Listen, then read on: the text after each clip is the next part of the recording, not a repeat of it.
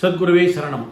நிறைய பேர் கேட்குறாங்க, செய்வினைக்கு செய்வினை தான் பதிலடியா, அதுதான் முறியடிக்குமா அப்படின்னு. அது உண்மையிலே அது ஒரு வழி கிடையாது. இப்போ செய்வினைங்கிறது மாந்திரிகத்தால் செய்கிறது, அது பிளாக் மேஜிக். நம்ம பிளாக் மேஜிக் எடுக்கக்கூடாது, ஒயிட் மேஜிக். அதுதான் தாந்திரிகம். மந்திரத்தால் கட்டப்பட்டதை தாந்திரிகத்தால் அவிழ்க்க வேண்டும். அப்பொழுதுதான் அந்த எதிரிக்கு நாம் திரும்ப ஏதாவது பண்ணணுங்கிற உணர்வே நமக்கு இருக்கக்கூடாது. யாரோ நண்பர்கள், உறவினர்கள், யாரோ உங்களுடைய வளர்ச்சி பிடிக்காதவங்க, நீங்கள் நல்லா இருக்கிறது பிடிக்காம பல காரணங்களை வைத்து உங்களுக்கு செய்வினை செய்திருக்கிறாங்க. செய்வினை செய்வது அப்படிங்கிறது சூனியம், பில்லி, ஏவல், சூனியம். இது என்னென்ன ஒரு நீர்க்குமிழி மாதிரி வயிற்றுக்குள்ளே போய் நிற்கும். மருந்தெல்லாம் இருக்காது, ஒரு நீர்க்குமிழி. அதனால் என்ன ஆகும்? பசி இருக்காது, ஜீரணமாகாது, சரியாக மலஞ்சலம் கழிக்க மாட்டீங்க, நல்ல உணர்வு சிந்தனை சக்தி இருக்காது, எங்கே போனாலும் ஃபெயிலியராக இருக்கும், உடல் சோர்வாக இருக்கும். நீங்கள் ஃபுல் மெடிக்கல் செக்கப் பண்ணாலும் டாக்டர் சொல்வார் உங்கள் உடம்புல ஒன்றுமே இல்லைன்னு.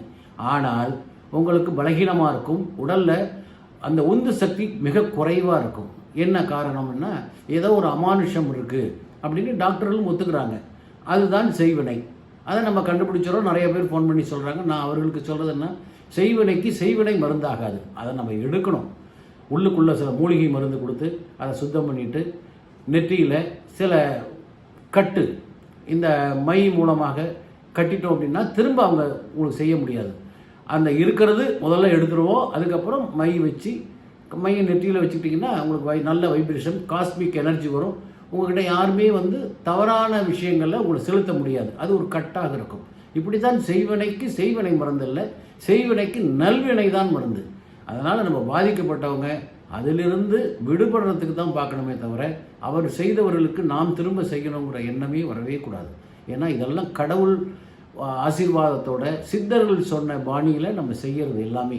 அவைகள் எல்லாம் நம்ம நல்லா இருக்கணும், உடல் ஆரோக்கியமாக இருக்கணும், நல்ல மன உறுதியாக இருக்கணும். நம்மளுடைய வாழ்க்கையில் நிறைய காலத்தை கடந்து போகிறோம், அந்த பிரச்சனைகள் எல்லாம் நிம்மதியாக கடந்து போகணும்னா நமக்கு ஒரு மாரல் சப்போர்ட்டாக, காஸ்மிக் எனர்ஜியாக இந்த தாந்திரிகம் நமக்கு உறுதுணையாக இருக்கும். அதுதான். அதனால் செய்வினைக்கு செய்வினை மருந்தல்ல. அதனால் இந்த நிகழ்ச்சியை பார்ப்பவர்கள் யாராவது உறவினர்கள் உங்களோ பக்கத்தில் இருக்கவங்க செய்வினையால் பாதிக்கப்பட்டால் தொலைத்தொடர்பில் கொடுங்க. நான் உங்களுக்கு அற்புதமான விஷயங்களை எளிதான முறையில் செய்து கொடுக்குறேன். சரிங்களா? சப்ஸ்கிரைப் பண்ணுங்கள். வாழ்த்துக்கள். வணக்கம்.